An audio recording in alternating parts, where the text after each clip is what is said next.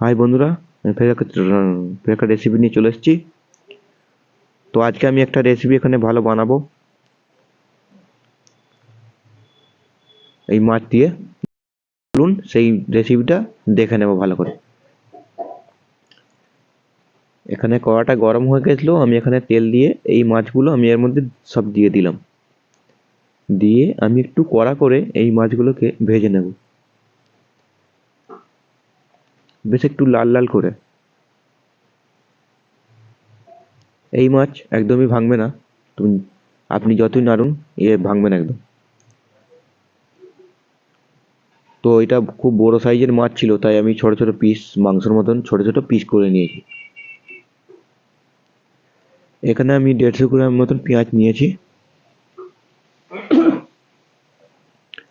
এই পেঁয়াজটা আমি তেলের মধ্যে দিয়ে দিলাম, কারণ তেলটা কালো, এই মাছের তেলটা ভেজেছিলাম সেই তেলটাতেই পেঁয়াজগুলো দিয়ে দিয়েছি, ওই জন্য একটু কালো মতন ছিল। এখানে আমি 2 চামচ মতন রসুনটা এর মধ্যে দিয়ে দেব, দিয়ে একটু ভালো করে আমি ভেজে নেব। এই তো প্রায় রসুনটা আমার ভাজা হয়ে গেছে। এরপর আমি এই রসুনটা ভাজা হয়ে গেছে, এখানে আদাটা আমি দিয়ে দিলাম। এখানে 1 চামচ আমি হলুদ গুঁড়ো দিয়ে দিলাম, এই 2 চামচ লঙ্কা গুঁড়ো দিলাম। এই যে প্রায় একটু ভাজা মাখা মতন হয়ে গেছে, আমি এর মধ্যে টমেটোগুলো অ্যাড করে নেব। যে টমেটোগুলো একটু ভালো করে নিয়ে নেবো, এর মধ্যে খানিকটা নুন দিয়ে দেবো, যে টমেটোটা ভালো করে গলে যাবে। আর যতক্ষণ না টমেটোটা গলবে ততক্ষণ আমি এরকম নাড়তে থাকবো, জল দিয়ে কিংবা তেল দিয়ে টুকটুক করে নাড়তে থাকবো যতক্ষণ না টমেটোটা গলে যায়।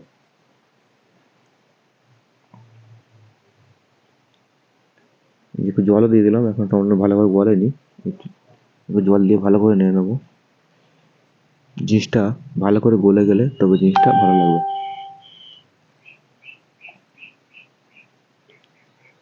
তো এই যেখানে পুরো সব গলে গেছে, এবার আমি মাছগুলো এর মধ্যে দিয়ে দিলাম। এবার মাছগুলোকে আমি ভালো করে একটু নাড়ে নেবো আগে,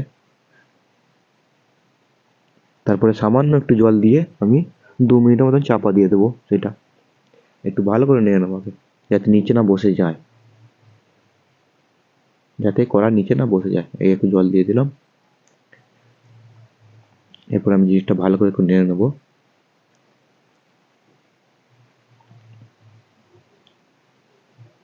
একটু নেড়ে দিয়ে আর আমি এতে জল দেবো না। এটা জিনিসটা এরকম মাছের ঝালটা কষা কষাই হবে, তবে খেতে ভালো লাগবে। ভাত দিয়ে কিংবা রুটি দিয়ে আপনি যেটাতে চাইবেন সেটাতে খেতে পারবেন। এই যে 2 মিনিট চাপা দিয়ে আমি তুলে নিয়েছি, এরপরে একটু ভালো নাড়বো।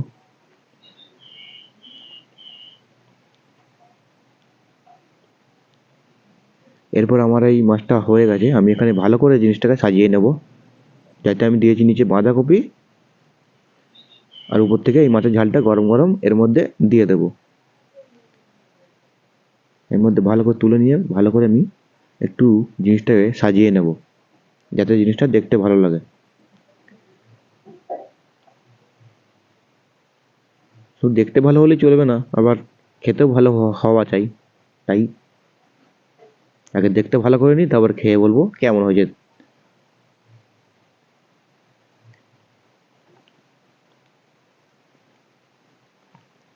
ভালো করে আমি জিনিসটা তুলে নেব।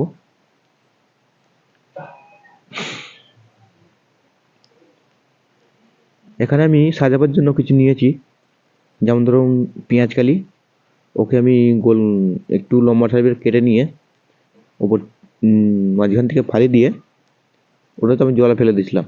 জলে ফেলে দিতে আপনারা দেখুন কেমন দ্বারা হয়েছে।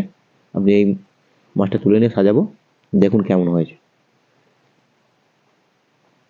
এই যে দেখুন, এটা হচ্ছে পেঁয়াজ কালি। দুদিকে দুটো আমি ফুল দিয়ে দেবো। এটা আমি মাঝখান দিয়ে ফালি দিয়ে জলে ফেলে দিতে এরম দ্বারা হয়ে গেছে। জিনিসটা দেখতে ভালো হয়েছে, তাই এটাতেই সাজিয়ে দিলাম। ওদিকে ডান্ডা, এই দেখুন ডান্ডা দিয়ে দিলাম। এরপর আমি এতে খানিকটা ধনে পাতাটা ছড়িয়ে দেবো। রান্নায় তো আগে দিয়েছিলাম ধনেপাতা, তাই এখানেও খানিকটা ছড়িয়ে দেবো যাতে জিনিসটা দেখতে ভালো হয়।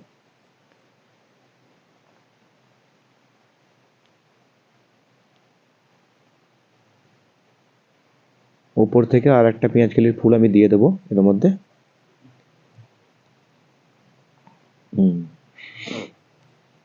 এরপর আমি এই বাঁধাকপিটা দিয়ে এটা চাপা দিয়ে দেবো।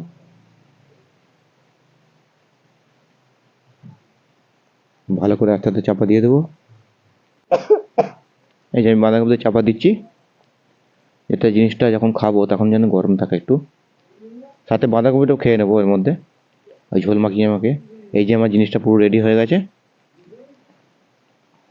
খেতে জিনিসটা খুবই ভালো হয়েছে, ভালো টকটক মতন ভাব আছে, ভালো লাগবে খেতে ভাত দিয়ে কিংবা রুটি দিয়ে।